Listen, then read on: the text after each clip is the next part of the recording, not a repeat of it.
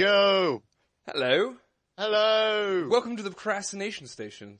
Podcast number 3. Prodcast. Say it right. Prodcrast. Killing mine.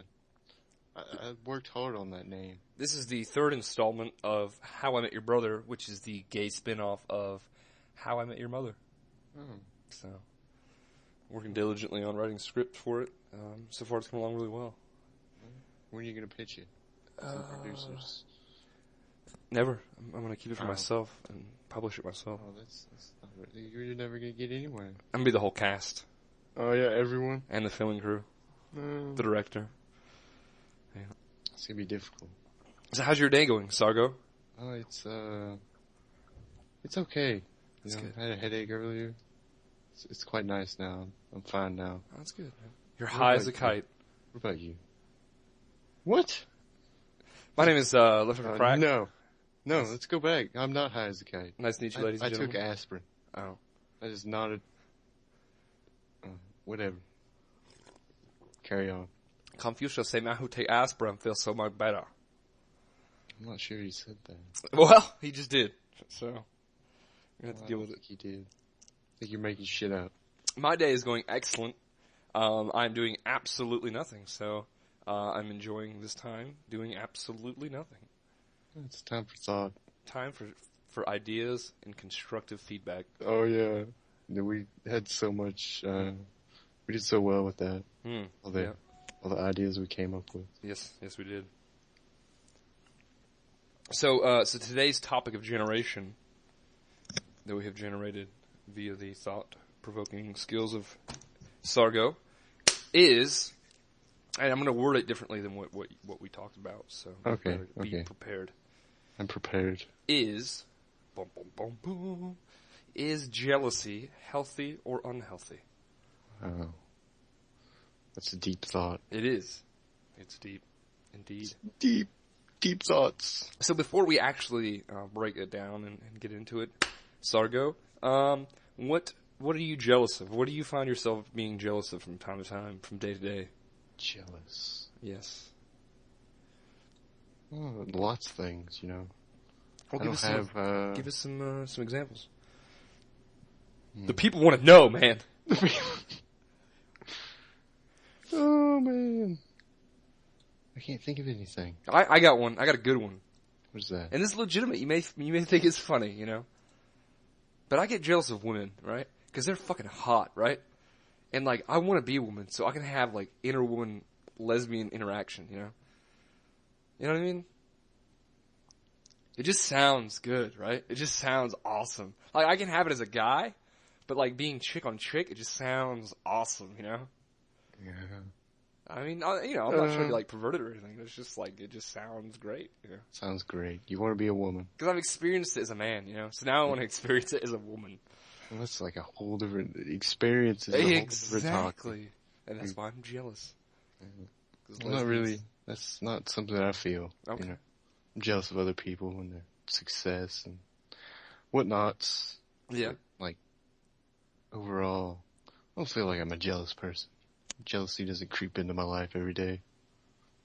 It's creeping on me. I have something that I'm jealous of that I'm also torn with, that I'm very, very happy that I'm not that person. But I am jealous of people who are not simple-minded, but that are very accepting and sure of themselves of what they believe in, you know.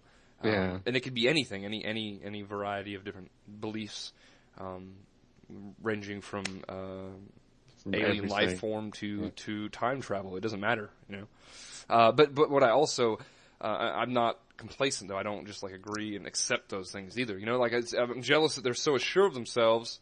I wish I could be so assured of you know, whether it's right or wrong, whether it's fact or fiction.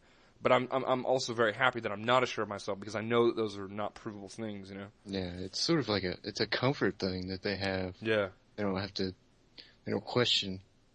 Yeah. They don't question it. They just accept it in a way. Which is sad, but at the same time, they're so assured of themselves and they have so much confidence in it, you know. It's like a peace of mind they have that we don't have. Because I feel the same way. But we can't have that peace of mind. You know what I mean? Like, 'cause there's no anything like evidence or science that can give us that peace of mind. So there's no way I could ever have that. You know, which I'm thankful for, and jealous at the same time. Jealous and thankful. So that provokes the question: is it healthy or unhealthy to be jealous? What do you think? I don't think it's unhealthy. I mean, you're putting all this thought and... I disagree.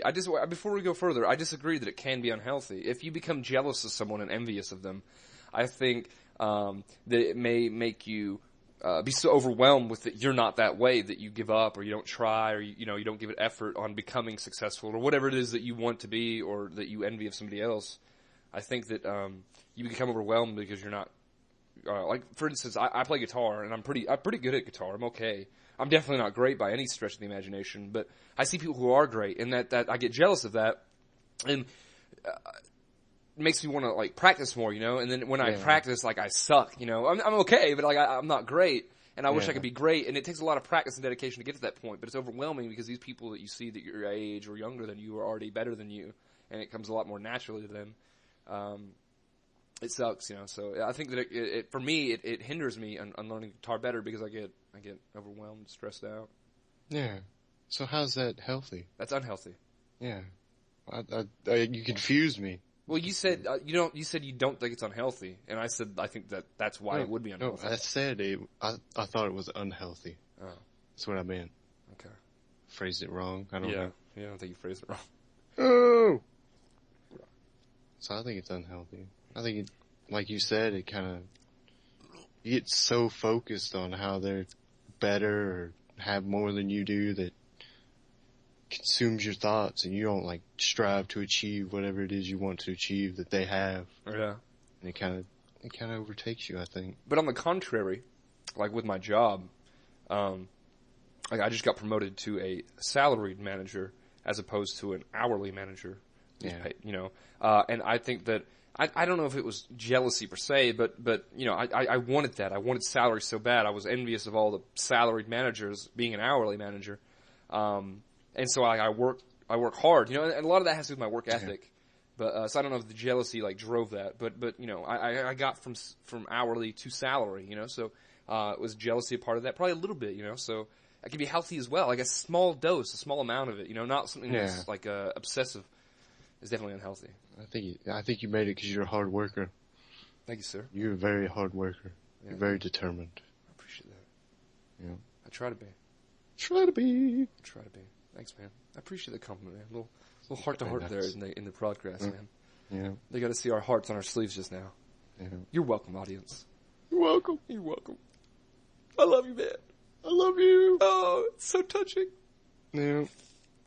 So, someone who is the president, or not of the United States, but someone who's the president of the Toyota Foundation. I don't know anything. Leaders, diplomats, delegates, concierges. No. Do you think jealousy in any way, shape, or form has got them from where they were in their lives to where they're at now?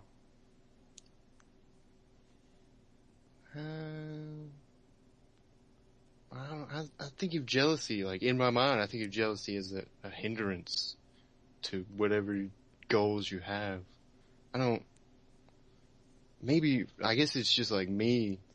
It may be different for other people. I can't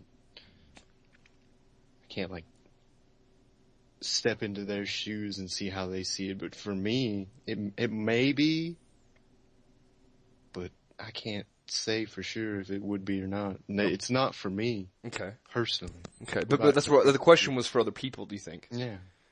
I mean, I think it can be, yeah. I think it's entirely possible.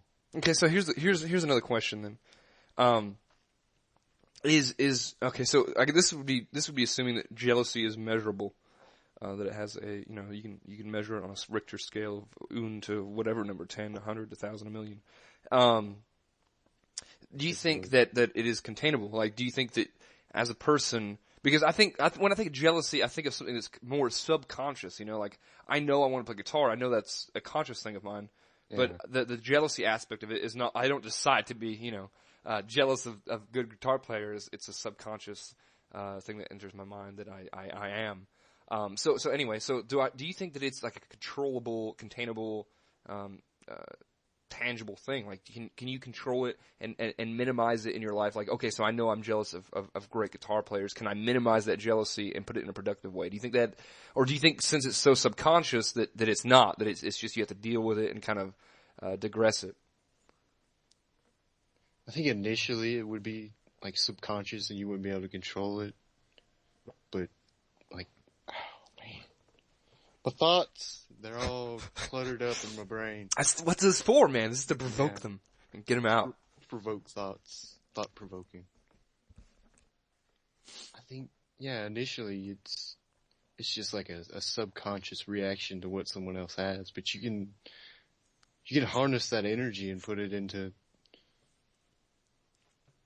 to focus your energies on becoming better at whatever it is you're jealous of that other person. When you say it like that, man, I think like a jouster, like mounting his noble steed, harnessing his steed and galloping off into the other jouster, and jousting the other man off of his horse, That's what I think of. I think of the ye olden days, That's really random. The Renaissance, The Renaissance. It was that harness. It was the harness. The way you said it was so luxurious.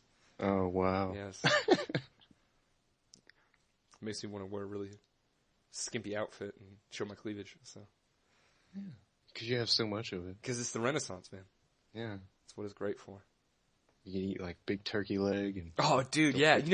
Fried PB&J sandwiches, dude. I had that one time at the Renaissance Festival. What? It was crazy. Dude, the medieval people didn't have fryers. I don't know that they had peanut butter and jelly either.